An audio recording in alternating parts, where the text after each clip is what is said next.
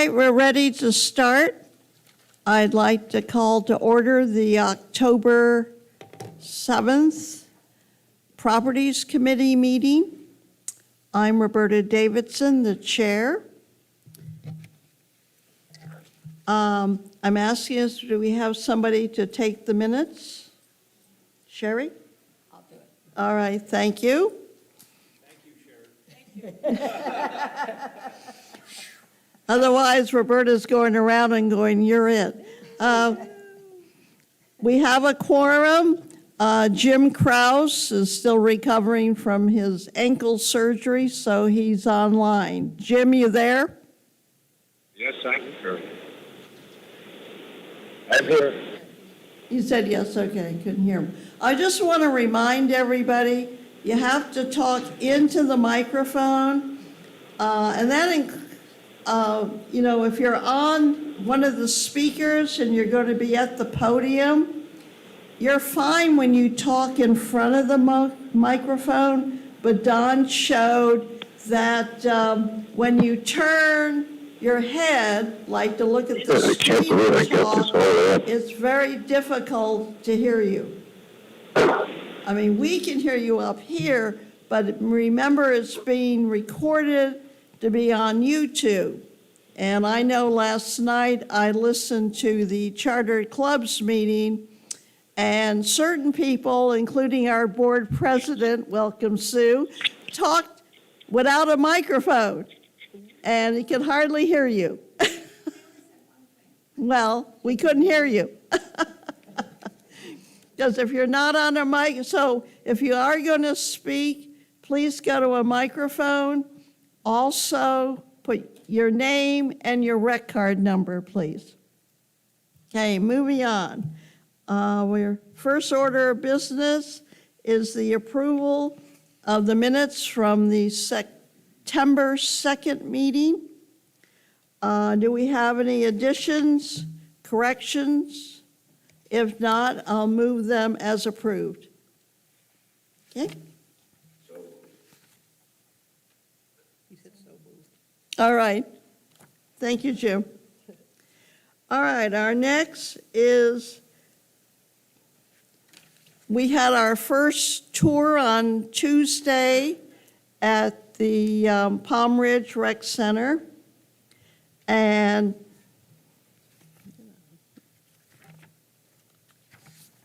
I passed out to everybody a copy of our tour notes. If you see something that's missing, or if Carl or Russ see something that needs to be changed, please let me know. So yes, on the facility closure for Palm Ridge, you put down several days. It's actually only going to be 2. We believe it's going to be 1. We added 1 just in case because you never know. Oh, okay. 2.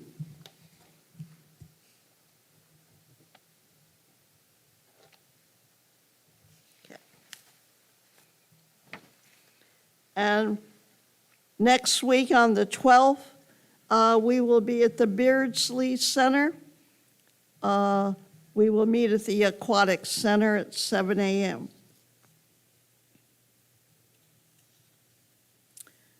Russ, you want to go over the proposed cell tower? Sure.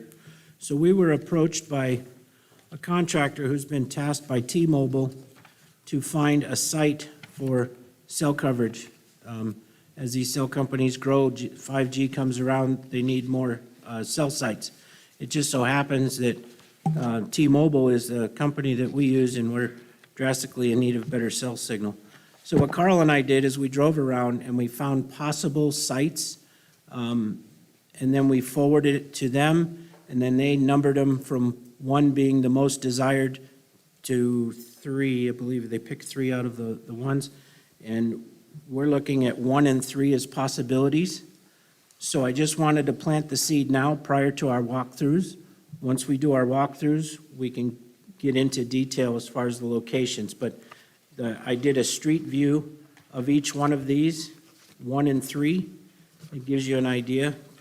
Tom will be really familiar with number 3. And that we can cover them in detail during the walk. Will these be like, it looks like the palm tree? I believe what it looks like would be up to us. I would think a Oh, palm tree okay. would be best suited.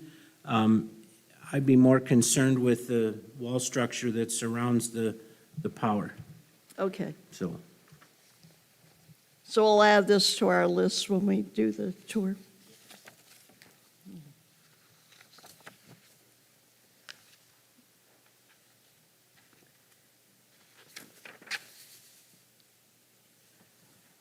All right, our first order of new business is our rip and sew request.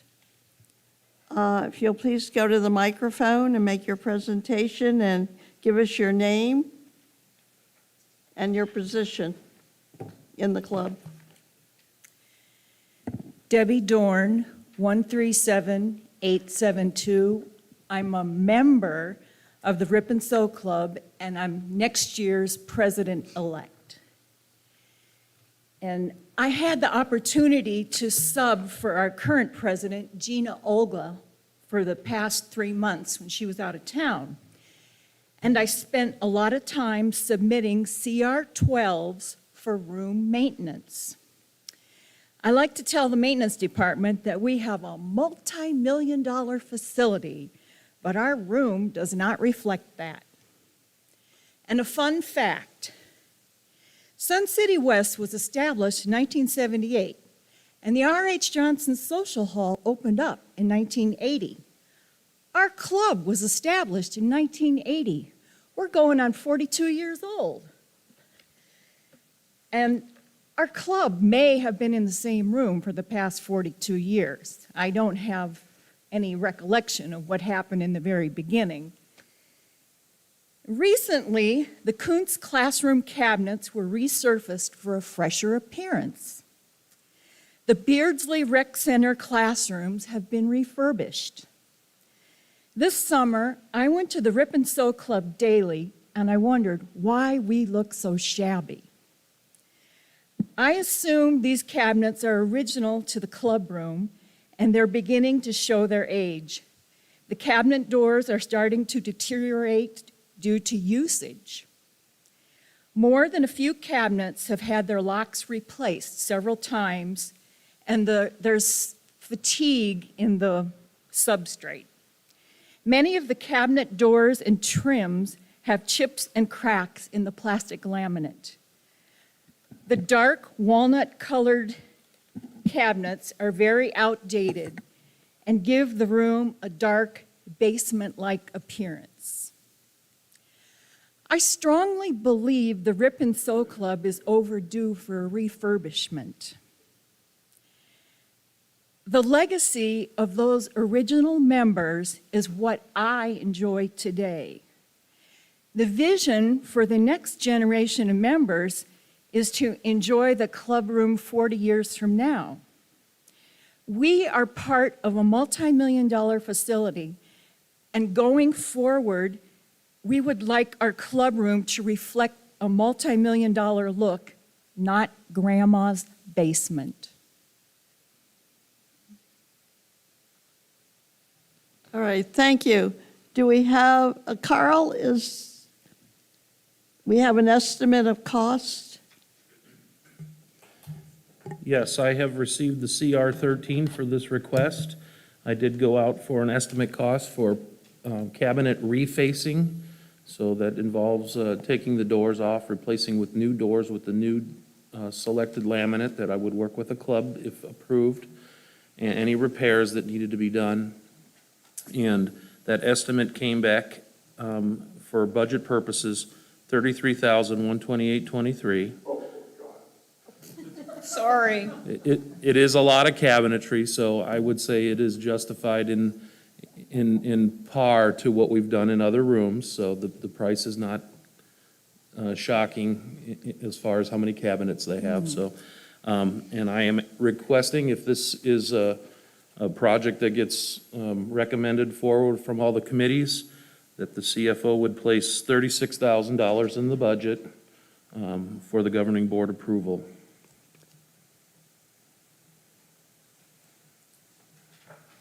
Roberta. All right, do we have any questions from Sharon?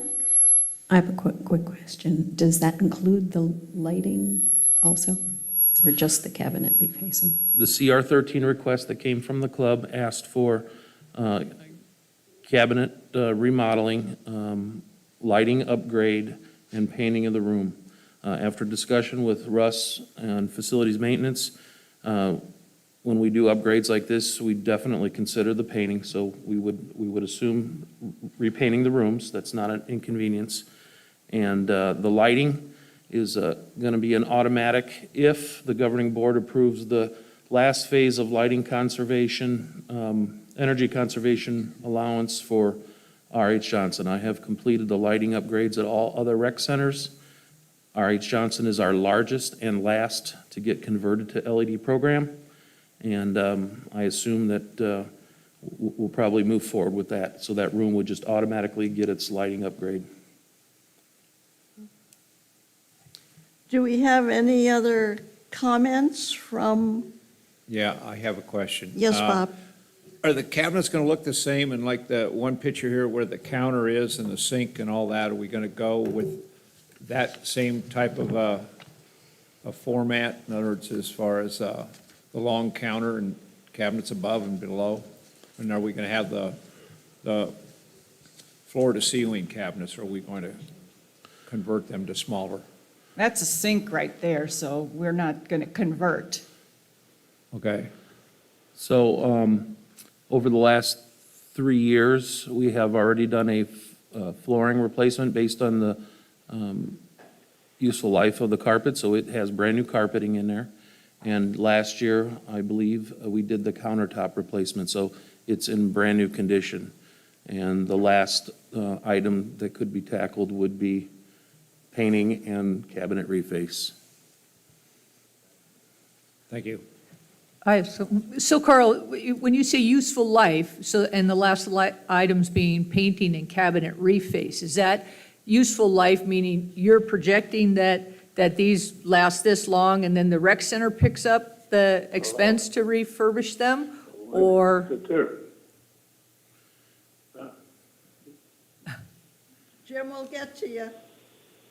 So useful life is a term that's used for all of our assets. Every asset that we have in our reserve study tool gets a useful life. So carpeting and generally has an 8-year useful life. So as it comes up in the tool and says, you know, these rooms across all of the rec centers have met their useful life, we take an evaluation of that actual flooring and determine is it really needing replacement.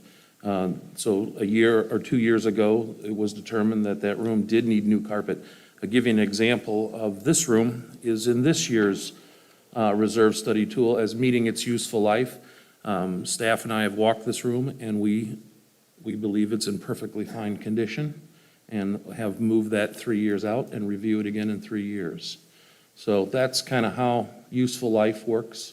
But every asset that we have on our books has some determination of time to review. so how does that stack up? Did I hear you correctly, Debbie? Yes. That you guys redid these cabinets 2 years ago? No? No, our cabinets have never been redone. They're original to the room, Okay. along with us. I think what was said is the counters were redone and the carpet was replaced. I'm also a member of this club, and it's true, the locks are a constant problem. Okay. Jim, did you have any comment? No, I did not. All right, thank you. Anybody else? All right, as I mentioned last month, we have to reach a consensus for our recommendation to the governing board workshop, which is Friday. And I would ask that, does everybody support the project? Do we have any opposition to the project? I have opposition to it. Do you want me to tell you what? Yes. I think the cost there's no information as far as any input of costs from the club for this? And at a cost of $33,000? I mean, that's huge. We've been here almost 42 years. Okay. All right, so we only have one opposition. Then we'll move consensus to the workshop on Friday from this committee. Thank you.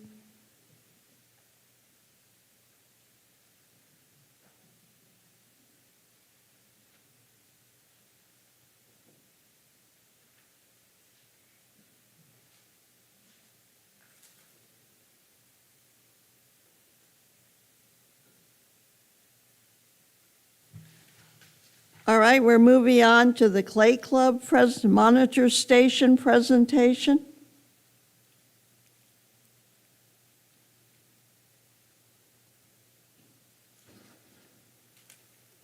Thank you, Roberta.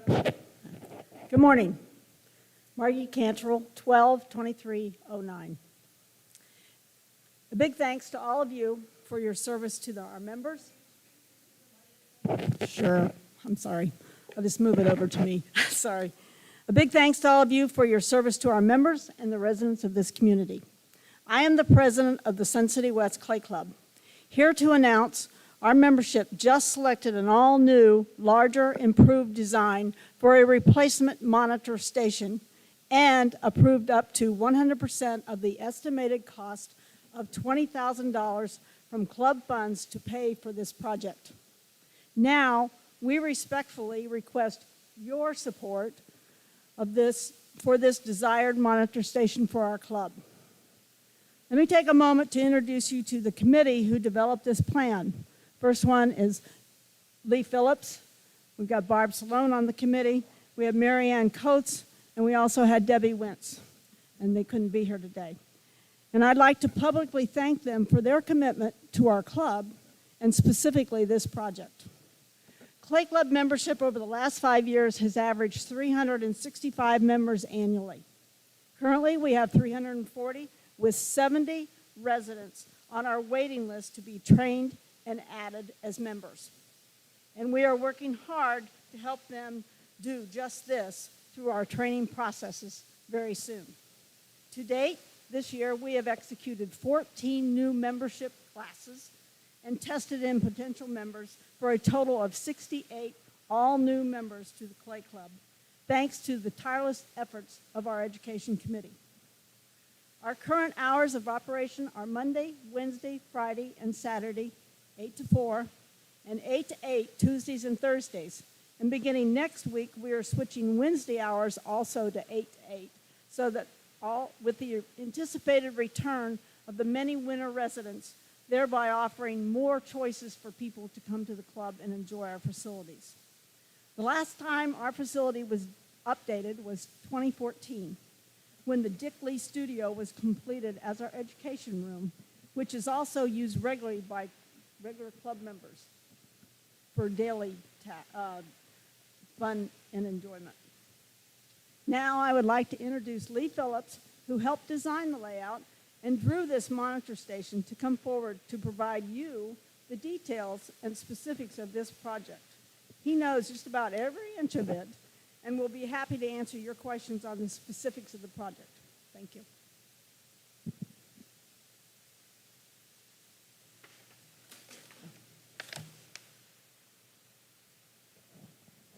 Okay, thank you, Margie. Chair, members, my name is Lee Phillips, 128478. I'll try and give you a brief overview of the monitor station. Based on member concerns last year, the Clay Club created a committee of volunteers to study two issues. The first issue was to find a place for the storage of clay, which had been kept in a rear room of the club by our rear patio, and we needed to move it up where it was easier to handle and monitor by our monitors. An important consideration here was that the sales and handling of the clay could be done without the monitor leaving the station. The second item our group was asked to study was how to enlarge the monitor station itself because it's just too small and tight to serve our current needs. Our group gave these two items a thorough study, and we not only looked at these options in one room where the monitor station currently was, but we looked at these options in all three of our major rooms. So we really did give it a good study, and the proposal we're going to show you this morning is based on the best of what we found. I'm going to show you six slides. The first three are just going to refresh your memory with what the existing monitor station looks like, and then I'll show you 3 slides to show our proposal. This first floor plan up here is a drawing of a current monitor station. I'm going to use a red button here for a moment, point on some things.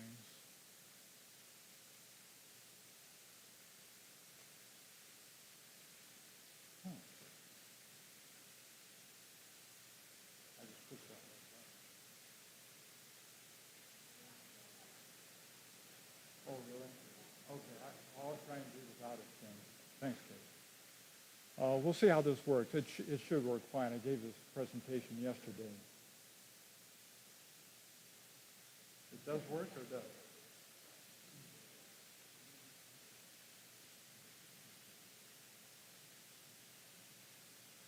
Okay, I hope you can see that. It shows up lightly. Anyway, this is a drawing of the existing monitor station, and that triangle in the lower right-hand corner represents our entry door. So that's where the club enters the club for work. And as you can see, the monitor station right here is on the other side of a wall, right there, from where people enter, which makes it difficult for the monitor to keep track of who's coming in and out, and also makes it difficult for people entering the club to know who to talk to in case of deliveries or messages, that type of thing. You'll see how our proposal addresses that. This monitor station is 9 foot in length, and it's approximately 8 foot in width, and it has 72 square feet. Okay, could we go to the next picture, please? There we go. This is the front of the monitor station, and you can see the monitor right there to give you a sense of scale. So it's very tight space right now. You can also see the clutter on the top.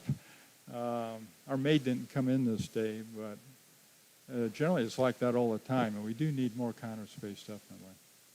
Over on the right-hand side there, you can see where we're storing our clay temporarily, and you can see that it is on movable carts with wheels, which is had been our recommendation based on our study. Could we see the next picture, please? This is the monitor station seen from the end, and here's our clay storage again on the carts. There's the monitor station, and that black box right there is actually a window, or the window opening that looks into the room on the other side where our current entry door is. Okay. Let's look the next picture, please. This is a sketch now moving to our proposal. Basically, it's 21 feet in length, approximately, and approximately 9 foot in width, and it has 185 square feet. So we are increasing the size and the length. The way we're addressing the entry problem is that instead of having the monitor having to look through that opening right there into the room where people currently enter, we've switched the entry and exit doors. So that door on the other side of the wall is an exit door, and this door right here, which is currently our exit door, now becomes the new entry door. So people are entering the room, the same room, with the monitor station, and the monitor has 2 locations where they can easily see, read, and interact with people coming in the door. We have a lower, this option, our proposal has allowed us to drop the counter height too, to meet ADA requirements. So it should be a much easier and more pleasant meeting for a lot of people that do come in. We're hoping to enliven that up a little bit with a clay mural done by the club. That would be in the front here. As far as clay storage go, our solution was to keep it easily handled by the monitor, was to put it along the back wall, and you can see boxes of those represent boxes of clay stored underneath the counter. And then we have our counter up in front here for interacting with members in terms of buying clay, tools, and so forth. So there's cabinet work under this counter here. We're showing a flip top. There's been some debate about that, so we're going to do a little further study on that and work with Carl in terms of cost and things like that. But that's basically our proposal in terms of sketch forms. Can I have the next slide? Here's a floor plan of it. The brown area is the floor. The light areas here are the countertops. Here was our current entry door that becomes our exit door. And here is the new entry door that we saw in that last sketch that comes in by the end of the monitor station. We have 2 places for a possibility of 2 monitors. One here is here at the end by the entry door, and the second is back here. So that in case we do need new monitors by virus requirements or something else down the line, we've got spaces for them.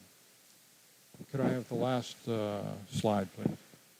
You can tell I'm dated. I'm calling these slides instead of pictures, but nevertheless.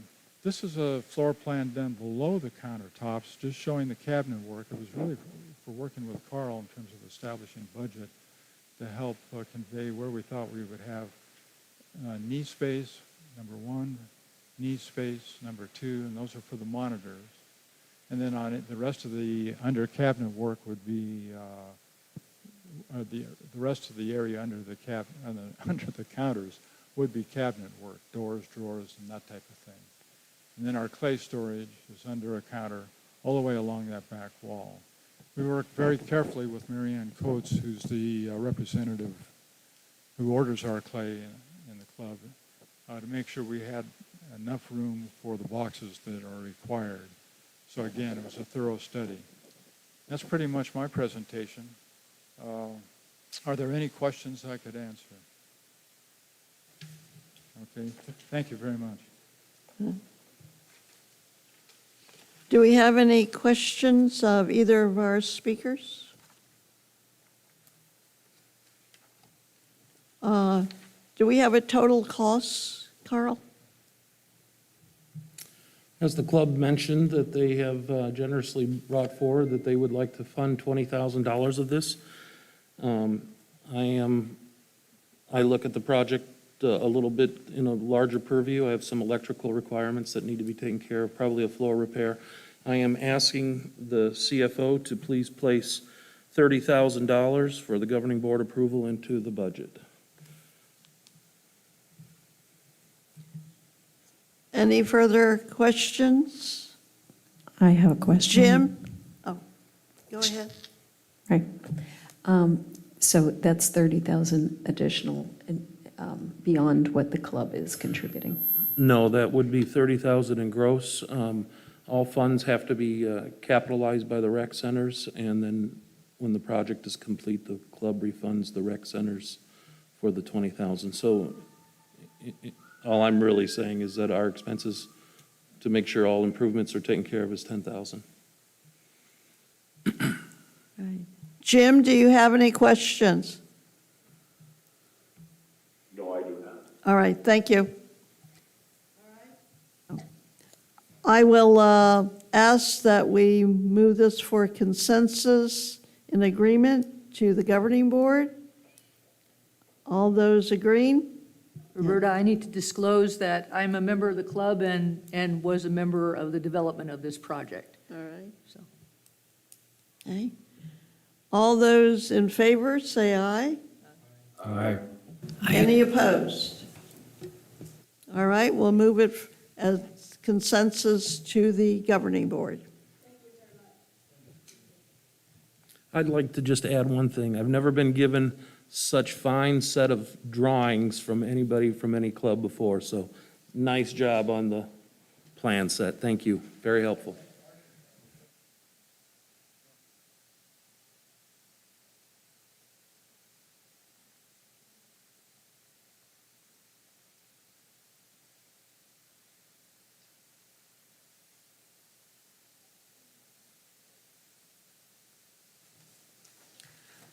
All right, our next order is the Kuentz pool columns. Russ, you want to discuss this? So the Arts and Design Committee, as they made their way around the different facilities, had brought this to Jack and Frank over at Kuentz. I had asked Jack to meet me there. We hung up this, we had a sample piece of this tile. We hung it up on the column, and then Johnson Smith duplicated it and actually replicated the idea as if it were done. So I wanted to get it into the properties prior to our walkthrough, so you see it, and as we go through and look, I'll bring that sample with, and then you guys can either vote on it now or wait until the next meeting after the walkthrough. That's entirely up to you. If everybody's in agreement, we'll wait till after the tour and see what they look like. Okay?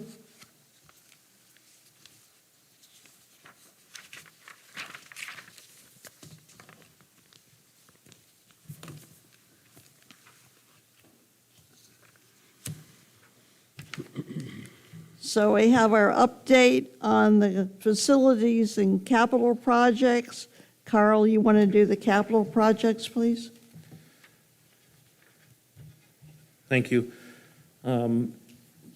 Properties Committee Facilities and Capital Projects Report, September 3rd through October 7th. R.H. Johnson, the Metal Shop Addition facility is still closed. The general contractor is currently in foundation work progress. APS was scheduled to replace is scheduled to replace the existing transformer and upgraded the equipment and wiring November 8th through 12/21. Racquetball courts, hardwood, screen and seal, that project has been completed and the floors are fully dried and the courts are reopened. The R.H. Johnson Swim and Fitness Center, hallways, restrooms, lockers, and shower rooms flooring replacement project began 9/27. This is a two-phase project. Phase 1 is in progress with a 2-week demo closure finalizing this Friday. Over the weekend, staff will be cleaning the areas that will be reopened, the lobby areas, so that people can use the lobby and get to the pool. That is reopening next Monday. And during that project, in case Russ has covered it in his report, we also did pool deck repairs, and they are completed.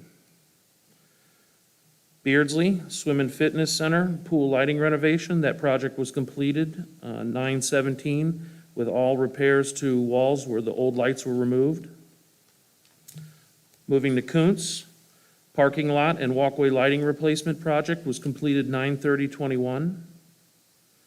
The Women's Boomers Club Room flooring replacement project was completed 9/3/21, and room improvements and painting were completed 9/17/21.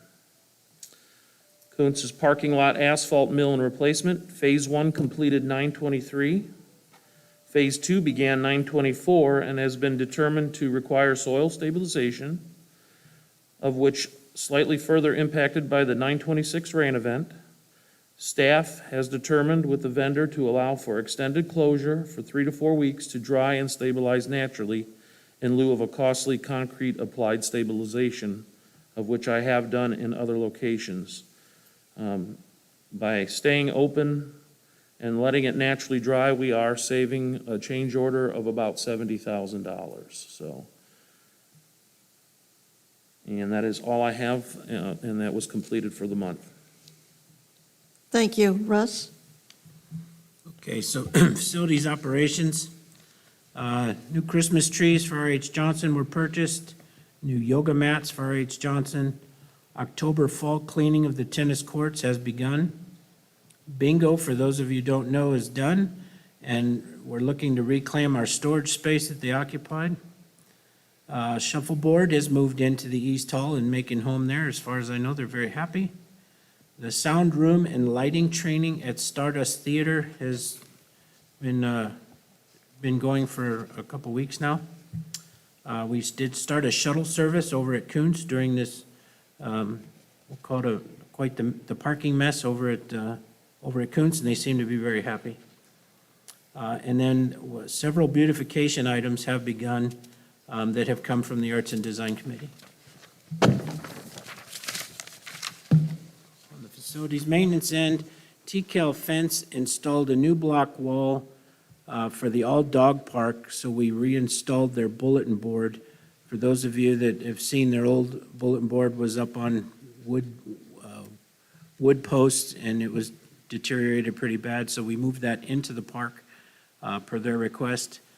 They also modified the entry gates. We were getting a lot of complaints that people didn't know how to use the actuated gate latches because they'd have to stick their hand through the slots. So now there's an actual hole in there, so it made it a lot easier and much easier to operate. Painted the interior walls of the women's club, Women's Boomers Club. Started to install new wall sconce lights here at R.H. Johnson Craft Village. They actually matched the sconce lights we're using over at Kuentz. Grandview Pro Shop, rear window security door slats replaced by Rolla Shield. Repairs have been completed on the R.H. Johnson pool deck, as Carl has stated. Village store space has been cleared out, all items moved to Pora, and we put window coverings over the door and actually put a floor plan of what's proposed to happen in there. Painting of the golf maintenance yards is almost complete. We have 5 of the 7 yards completed, and once we're done, we're targeting Palm Ridge exterior to be the next thing to do, because it's way overdue. That's it. Thank you. Do we have any questions for Carl or Russ? Yes. Can we find out how much we got for all the stuff that we sold from the village store, the cabinetry and all that stuff? What did Pora have to pay for that? That is outside my purview. I can't answer that question. I don't believe they sold anything. I believe they leased it, and I could be wrong, but I'm pretty sure that's what happened. So we still own everything. Pete might know. Did we sell them, or we just, or Mr. Schwinn? Yeah. Question. Carl, what's the still proposed date for the metal shop to open? Do you know? I wouldn't be able to give you that information. I mean, I'm tracking that I'd like to make it by the end of the year, but it's a bit of a stretch at this point. I don't really feel like it would go past January, though. I don't want to disappoint a whole bunch of metal shop folks, so we are definitely all ramped up. Everybody's got their schedule, so I think you're going to see a lot of progress happening right now, so. Do we have any further comments from any of the committee members? Anything? Jim, do you have any comment? No, I'm fine. All right, thank you. If not, do we have any comments from any of our guests?